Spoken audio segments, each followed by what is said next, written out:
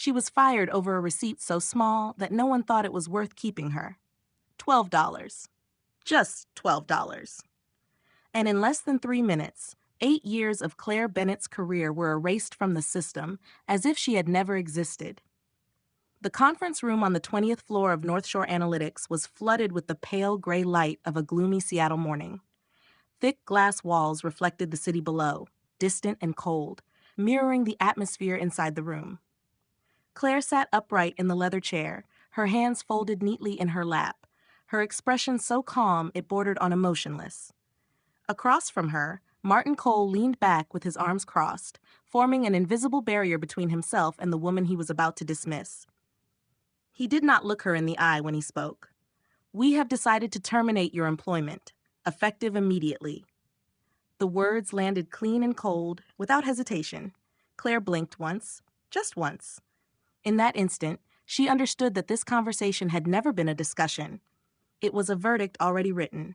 Martin finally looked up. His eyes held no anger, no guilt, only the mild irritation of a man convinced he was following procedure. "The reason," he continued evenly, "is that you used company funds for an unauthorized expense." Claire tilted her head slightly, as if confirming she had heard correctly. "Breakfast for a client," Martin clarified, sliding a tablet across the table. $12.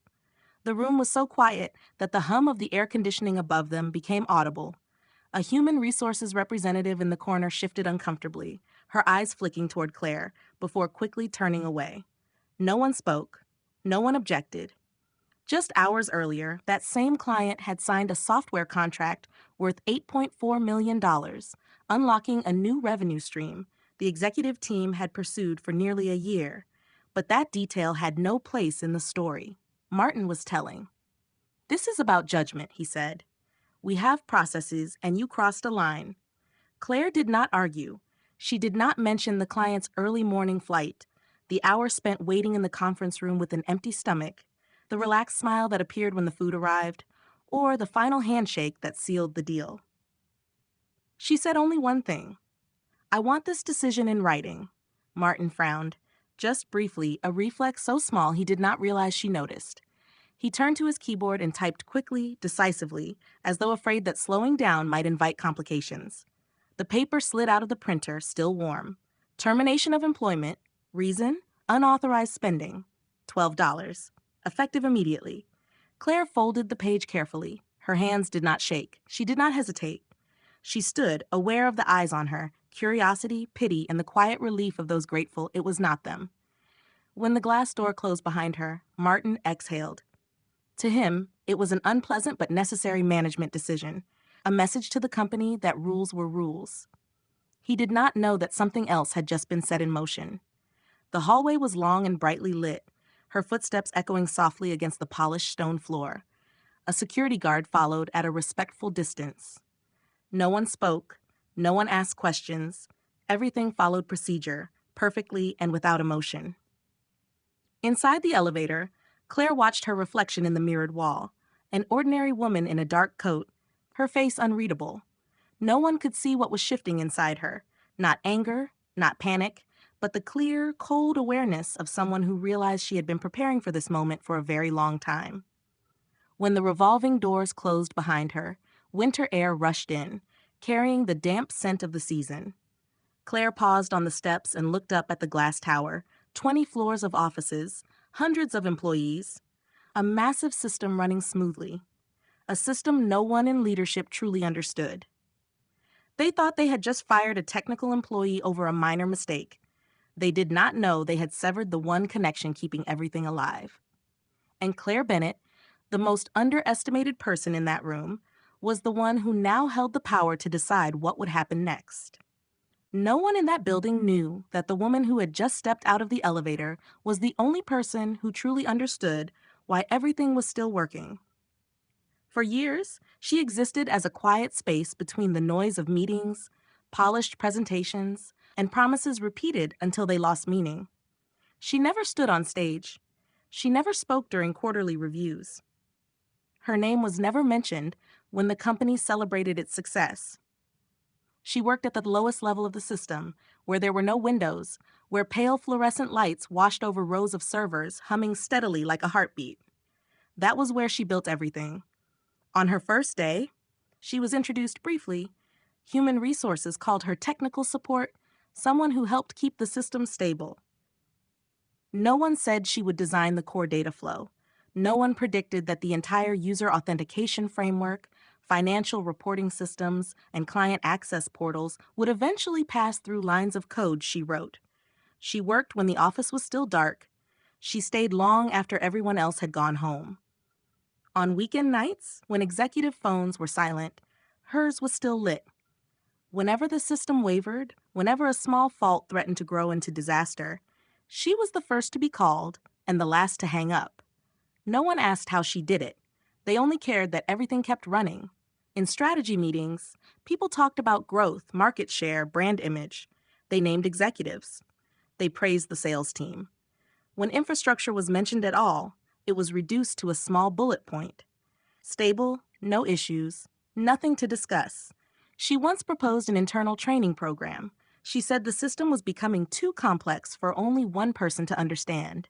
She warned about the risk of everything depending on a single point of failure.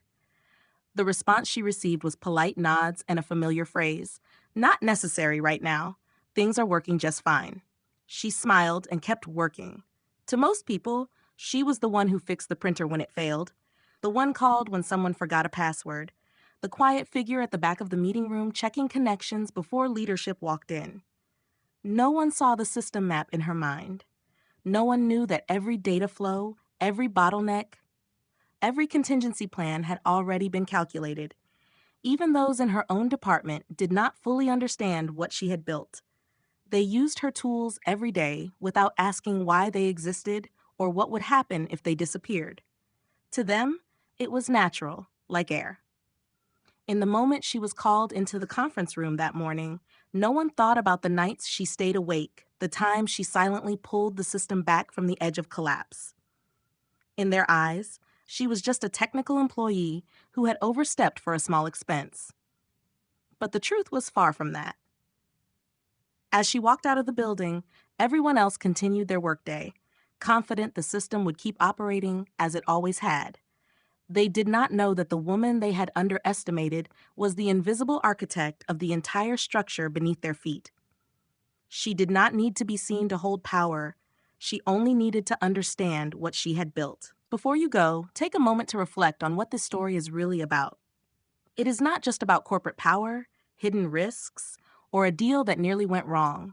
It is about the quiet decisions that shape outcomes long before the world notices. It is about the people who choose responsibility over recognition, truth over convenience, and courage over comfort. If this story resonated with you, if it reminded you of moments when you had to speak up, stay silent, or choose the harder path, share that experience in the comments.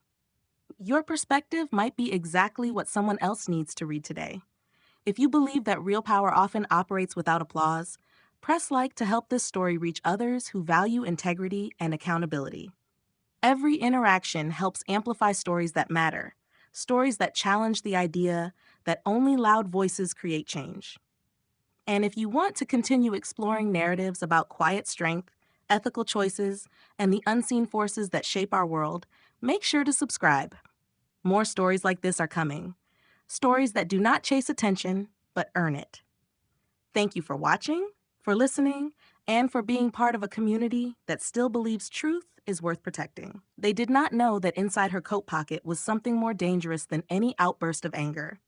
It was not a revenge plan, not a threat, but a forgotten truth, written years ago in black ink on white paper and never read again. She did not drive home right away. Instead, she turned into the multi-level parking structure across from the building. At the top floor, the wind cut sharply, carrying the cold metallic scent of the city and damp air. She sat still in the car without starting the engine, both hands resting on the steering wheel, her breathing slow and steady. In that moment, the emotions she had held back all morning finally surfaced. Not fear, not rage, but a quiet sadness for everything she had given without ever being truly seen. She opened her phone and accessed a folder that had remained untouched for years. The name was short and unremarkable. Inside were scanned contracts, amendments, confirmation emails, every detail carefully organized like a private archive. She had created it early on, back when the company was still small, when the founder was personally involved in every critical decision. He was one of the few who understood what she was building. On the day the contract was signed, the room had been small and crowded, lit by warm yellow light. The older man sat across from her, adjusting his reading glasses with care, speaking slowly as he explained that the systems she was creating were not just tools, they were the backbone of the entire business. And a backbone could not belong to anyone simply because of a title. The clause had been added with patience and respect. All architecture, source code, and systems she developed would remain her property. The company would hold only the right to use them while she was employed. When that relationship ended, the license would end with it. At the time, she had read every line carefully, not out of distrust, but out of habit. The habit of someone who understood that every system needed a final point of safety. She signed without knowing that years later, those lines would become the boundary between control and collapse. The company changed owners. Leadership shifted. New people arrived, focused on numbers, profits, bonus packages, and polished reports. They absorbed the old contracts as part of routine procedure, no one reviewing each individual agreement. To them, she was just a technical employee, a name on the payroll. They did not see the clause, or they saw it and did not understand it. Sitting in the car, she scrolled through each document, every familiar line, her heartbeat slowed. Everything became terrifyingly clear. The user authentication system belonged to her. The financial reporting platform belonged to her. The client access portal, the data processing flows, the layered security structures, like invisible locks, all of it carried her imprint. In that moment, an irreversible truth emerged. They had fired the wrong person. Not an employee, but the holder of the legal right to the very systems keeping them alive. Inside the glass building behind her, meetings continued. Emails were sent, reports opened on screens. No one knew that all of it stood on a foundation they had just willingly surrendered control over. She locked her phone screen, leaned back in the seat, and closed her eyes for a brief moment. Not to pray, but to accept something simple and final. She was no longer the one asking to be heard. From this moment on, they would be the ones facing the consequences of not reading what they had signed. The phone started ringing before the sky had fully darkened. Not a single call, but a stream of them, urgent and relentless, as if someone had just realized they were standing on hollow ground. Inside the glass building, the small errors from earlier were no longer small. Employees could not log back in after breaks. Dashboards slowed, then froze. A few transactions hung midway. Screens displayed messages no one remembered ever seeing before. There were no instructions, no explanations, only questions piling on top of one another. The technical support team stayed late sooner than expected. Internal calls followed one after another, voices tightening with every minute. A young manager stared at his screen, palms damp with sweat. He had checked the servers, restarted services, followed every procedure he knew, but the system no longer responded. It was not crashing. It was refusing as if it had chosen not to cooperate. On the upper floors, the executive team began to sense unease. Meetings were interrupted by soft knocks at the door. Reports would not load. An assistant leaned in to whisper that several departments were having access issues. Nothing serious yet, she said. Not yet. In the quiet apartment, she placed her phone face down on the table. The screen lit up and went dark, again and again. She did not need to look to know who was calling. The voices in the voicemails began to lose their familiar confidence, shifting from commands to requests, from requests to worry, and finally to threats. She did not listen. She did not need to. On her computer screen, the metrics continued to slide exactly as she had designed them. Not too fast, not too slow, just enough to force attention, just enough to expose a truth they had ignored for years. In another office, an employee typed his password for the fourth time. Failure. He leaned back in his chair and exhaled sharply. A question formed in his mind for the first time. What is happening, and why does no one have an answer? A senior manager stood by a glass wall, phone pressed to his ear, voice lowered. He spoke of risk, of clients, of reputation. He did not mention the woman who had walked out of the building that morning. But deep in his thoughts, a connection began to take shape. Somewhere else, customers started sending emails, then posting questions online. Not angry, just confused. They could not access their accounts. They could not see their data. Those questions spread faster than any internal report. She glanced at the clock. Time was moving exactly as planned. Every passing minute peeled away another layer of illusion, the illusion that systems run themselves, that the most critical things do not depend on a single human hand. The phone vibrated again. This time, she glanced at the screen. A familiar name. She let it ring until it fell silent. There was no triumph in her mind, no sense of victory, only a heavy sadness that things had to come to this. Inside the glass building, someone finally asked the question that should have been asked long ago. Who built this? No one answered right away, and in that silence, the truth began to surface. Slowly, but without resistance. They had not merely underestimated an employee. They had failed to understand the foundation their entire company stood on. She took a sip of tea that had gone cold. Outside the window, the city lights flickered on. For many people, the workday was ending. For her, this was only the moment when everything finally began to be seen. Not through shouting, but through consequence. The call came from an unfamiliar number, and the moment the screen lit up, she knew the balance of power had shifted. The voice on the other end was no longer sharp with command, no longer cold as it had been that morning. It was lower now, slower, each word chosen carefully, like someone walking on thin ice, fully aware that a single misstep could shatter everything. The man introduced himself as legal counsel for the company. He spoke of misunderstandings, of technical incidents, of potential damages if the situation was not resolved quickly. She listened in silence. On the other end of the line, people seated around a conference table exchanged tense looks. One tapped a pen against the surface in an uneven rhythm. Another flipped through documents again and again, as if the next page might finally offer an answer. In their minds, the familiar image of a replaceable technical employee was breaking apart piece by piece. The voice continued, this time carrying a warning about legal responsibility, about actions being framed as sabotage, about consequences if she refused to cooperate. Those words had once carried weight behind closed doors and polished desks. Now they drifted in the air, unable to reach her. She responded calmly, so steady it bordered on cold. She had sabotaged nothing. She had simply enforced what had already been signed. She had not locked systems. She had not deleted data. She had only revoked the right to use property that belonged to her. Nothing more, nothing less. On the other end, silence stretched. Someone lowered their gaze to the contract on the table. Someone frowned while rereading a clause they had once skimmed without thought. The lines that had been dismissed as routine now felt heavy, like a judgment they had written for themselves. The call ended without another threat. Not long after, the phone vibrated again. This time, a different voice came through, higher in the hierarchy, more cautious. He said the company was willing to make things right, willing to talk, willing to make an offer.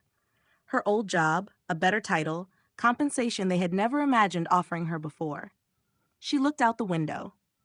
The city below remained lit, unaware of the shockwaves moving through the glass walls above it. She said the issue was not a title, not money. The issue was that for all this time, none of them had understood whose foundation they were standing on. On the other end, someone exhaled slowly. Someone closed their eyes. For the first time, they were forced to face an uncomfortable truth. They had handed power to a system they did not control, and the only person who truly understood it was the one they had pushed outside. When the call ended, the room on the other side fell into a heavy silence. No one spoke of legal threats anymore. Only questions remained, questions that should have been asked years ago, now pressing in all at once. She set the phone down. There was no sense of victory inside her, only a quiet ache for an organization that had chosen surface authority over real understanding. And yet, something else had become clear. They had stopped seeing her as someone they could command. From this moment on, every conversation would no longer be an order. It would be a negotiation. The court hearing was scheduled so quickly that neither side had time to breathe. In a single morning, Hallways that once echoed with confident footsteps filled instead with a heavy silence. The courtroom was small, harsh white light falling onto rows of hard wooden benches where titles and polished appearances no longer mattered. Here, only the truth remained, and what had been signed. She entered with her familiar calm. No cameras, no crowd. Just an ordinary woman in a dark coat, her face composed, her eyes sharper than anyone else in the room. To those seated across from her, that image still did not match the shockwave their company was enduring. The company's lawyer stood first. His voice was steady, shaped by years of litigation. He spoke of damage, of disruption, of responsibility, of actions labeled as sabotage. The words were arranged carefully, as if precision alone could bend reality. She listened without interruption, without reaction. When it was her turn, she presented only a thin stack of documents. No raised voice, no drama, just papers that had existed for years, now placed where they belonged. The original employment agreement, the amendments, the ownership clause, the usage clause, clear, direct, leaving no room for interpretation. The room began to change. The judge leaned forward and read carefully, brows tightening slightly. A question followed, slow but sharp. Had the company terminated the employment relationship? The answer came. Then the next question. Did the right to use the system still exist once that relationship ended? In the back row, some lowered their heads, others clenched their hands. What had once been dismissed as minor legal detail now stood like an unmovable wall. The opposing counsel tried to pivot. He spoke of intent, of cooperation, of circumstances not anticipated, but each argument collided with the very words they had once skimmed past. The judge looked up. Her voice was not loud, but it was final. Enforcing a contract clause is not sabotage. It is a legal right. There was no evidence of action beyond what had been agreed. The emergency motion was denied. No one applauded. No one exhaled in relief. Only a silence spread, heavy but unmistakable. A boundary had been drawn, and it could not be erased. She remained seated. There was no sense of victory inside her, only the cold confirmation that everything had unfolded exactly as it was meant to. Nothing more, nothing less. Across the room, eyes that once saw her as replaceable now turned away, not out of hatred, but because they had finally realized they had been standing in the wrong place for a very long time.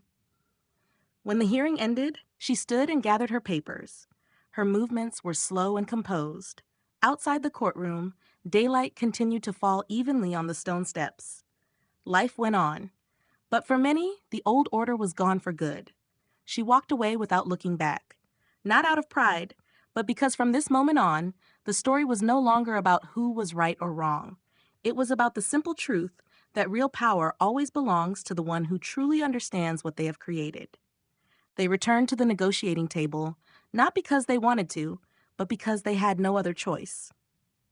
Only a few hours after the courtroom doors closed, the calls began to come in one after another.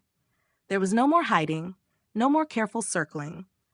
The voices on the other end carried something she had never heard from them before: hesitation, and a quiet admission that the balance of power had shifted. In a high-floor conference room overlooking the city, people who once made decisions in minutes now sat in silence, hands resting on the cold surface of the table. Their eyes were no longer sharp. Each of them understood that the company was facing a reality it could no longer avoid. The system was still restricted. Customers were still affected. The market would not wait for hesitation. She arrived exactly on time, neither early nor late. Her clothes were simple and precise. Her expression calm. Not the posture of a victor, but of someone who understood her position completely. When she sat down, no one spoke at first. That silence said more than any presentation ever could. The leader spoke first. His voice was low and deliberate, each word carefully weighed. He talked about prolonged damage, about pressure from shareholders, about the risk of losing customer trust. Then, he said something that had never been said before: that they had been wrong to underestimate her, that they had failed to understand the true value of what she had built. She listened without interrupting. Inside her, there was no comfort in those words. They came too late to make up for years of being overlooked. But they were enough to confirm one thing. The balance had tipped fully in her favor. She said she would not return as an employee, not out of anger, but because the old relationship had ended the moment they signed her termination. She also said she did not want to see the company collapse, not for their sake, but for the people still working there. Those who had nothing to do with the leadership's mistake. That was when she made her proposal. A new licensing agreement, clear, limited, and valued appropriately. The company would continue to operate the system, but it would have to acknowledge where it came from, recognize who had created it, and change how it treated the people behind the organization's invisible foundations. Around the table, some exchanged glances, some sighed, some lowered their heads to think. They understood this was not a negotiation over minor details. It was a condition for survival. The leader nodded slowly. He said they would need time, but his voice no longer resisted, only acceptance remained. When the meeting ended, she stood and gathered her documents. No one stopped her. No one issued commands. The eyes that followed her as she walked out of the room carried a new feeling. No longer dismissal, no longer contempt, but a late awakening. Outside, the afternoon light fell across the glass facade, reflecting a city easing into evening. She paused for a moment, took a deep breath, and felt the exhaustion settle in after days of strain. At the same time, there was a rare sense of relief. She was not seeking revenge. She was asking for something simple, to be seen for what she had created. And this time, they had no choice but to listen. The agreement was signed in silence, and it was that silence that sent a chill through everyone involved. There were no public handshakes, no victorious smiles, only the sound of a pen moving across paper, slow and deliberate, like a door closing after years of neglect. When the final signature appeared, a new order was set in place, quiet but irreversible. In the days that followed, the company entered a phase no strategic plan had ever anticipated. Systems were gradually restored under the exact conditions of the agreement. Layer by layer, control returned to its proper place, but the feeling was different. No one said anymore that things simply ran on their own. No one treated the foundation as something automatic. A new caution spread, beginning in the highest meeting rooms. Some people left quietly. Faces once tied to surface-level authority disappeared from meeting lists. There were no grand announcements, no explanations. Everyone understood that some mistakes cannot be corrected with apologies, only by stepping aside. Those who remained learned to see differently. They began to ask more questions, to listen more carefully. For the first time, names that had lived behind screens were spoken in serious conversations, not as support, but as pillars. She did not appear in those meetings. There was no need. Her role now existed beyond those glass walls. Each time the system ran smoothly, it was no longer anonymous silence. It was the result of an agreement being honored. Somewhere else, she stepped into her new office.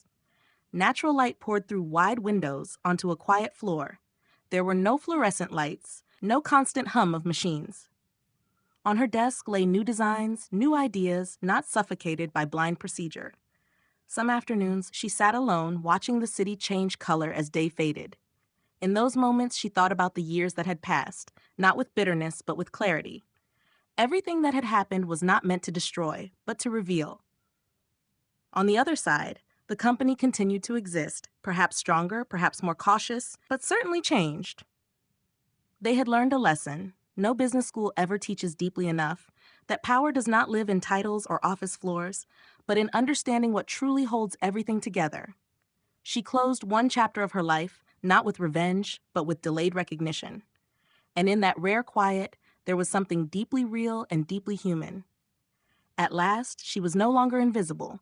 No one in that room realized that the woman who had just stood up and walked away had changed the rules forever. Not with a loud strike, not with a dramatic declaration, but by quietly placing everything back where it truly belonged. In the days that followed, time seemed to move more slowly than usual. Inside the company, meetings continued, but the tone had changed. Fewer certainties, more listening. Decisions were no longer made out of habit or authority, written on paper. People began asking questions that had never been asked before. How was this built? Who understands it best? And if that person leaves, what happens next? For many, it was a late awakening. For others, a quiet sense of shame. They remembered the opinions they had ignored, the emails left unanswered, the meetings where she had been invited only to fill a list. Now those memories felt heavier than any report. Across the city, she began a new rhythm of life. Unhurried, unburdened by the need to prove anything. Each morning, she opened her computer not to patch systems she no longer owned, but to build something new, cleaner, more transparent. Projects that carried her name, ideas no longer hidden. At times, she still thought about the old place, not with resentment, but with a cold clarity that not everyone sees value until it disappears. That many organizations do not collapse from a lack of talent, but from failing to protect the people who build the foundation. She had once been invisible, not because she was small, but because the system around her had grown used to relying on what it did not understand. When that invisibility ended, everything was forced to change. Somewhere, a young person sat in front of a screen, wondering whether their quiet effort would ever be recognized. Somewhere else, a manager reconsidered how they evaluated their team. Those thoughts spread slowly, but truthfully. This story is not just about one company. It is about how real power actually works. It does not live in the loudest voice or the highest chair. It lives in the person who understands every thread holding everything together. She did not defeat anyone. She simply stopped accepting being overlooked. And that was the moment the balance shifted.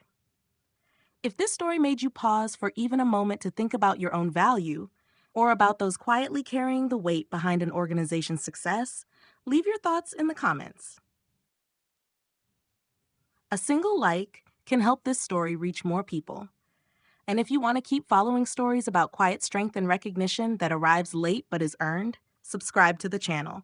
Stories like this are still waiting to be told. Before you go, take a moment to reflect on what this story is really about. It is not just a corporate conflict, a legal battle, or a quiet victory behind closed doors. It is about unseen value, about the people whose work holds everything together long before anyone notices. It is about what happens when quiet competence is ignored, and what changes when it is finally recognized. If this story resonated with you, if it reminded you of times when you were overlooked, underestimated, or asked to carry more than you were credited for, you are not alone. Stories like this exist because so many people live them in silence every day. Share your thoughts in the comments. Your perspective might help someone else feel seen. If you believe that real power does not always speak the loudest, but often works in the background with patience and clarity, give this video a like so it can reach others who need that reminder.